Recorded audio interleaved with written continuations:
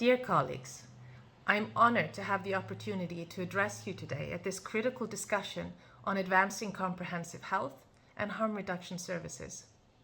As a former parliamentarian, I have seen firsthand the pivotal role that MPs play in shaping policies that safeguard public health and uphold human dignity. One of the key issues we must continue to address is the necessity of shifting from criminalizing drug use and punishing drug users to understanding and responding to the deeper causes of addiction through a compassionate and health and well-being centered approach. Punitive drug policy, it exacerbates harm. It pushes vulnerable populations further into the shadows where they're deprived of the essential healthcare services they need. We have to recognize that substance abuse is not a moral failing. It's a complex health issue and social issue that demands a compassionate human rights and evidence-based response.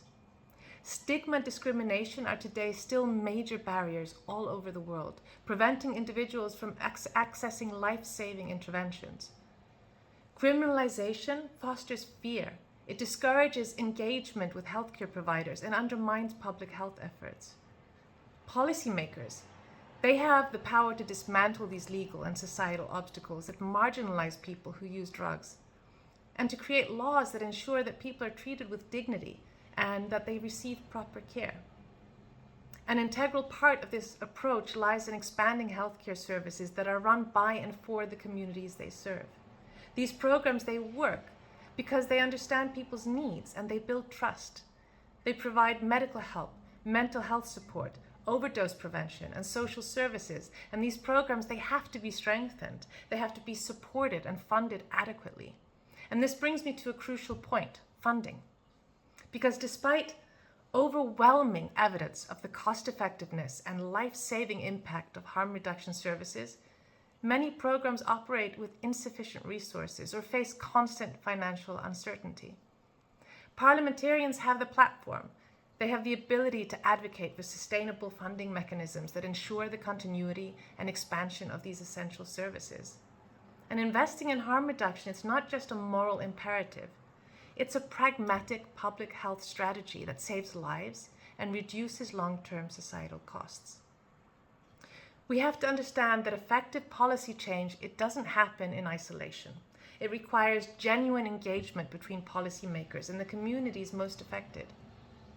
I encourage all parliamentarians to listen to the voices of users and the people living in vulnerable communities, to learn from their experiences and to involve them in decision-making processes.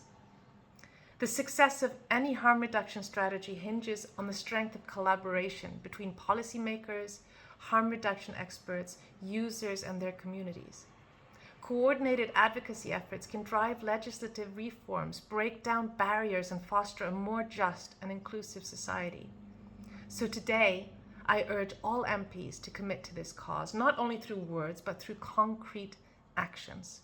Let us work together to ensure that harm reduction is fully integrated into our public health systems, that no one is left behind due to stigma or discrimination, and that we build policies rooted in evidence, compassion, and human rights. Thank you.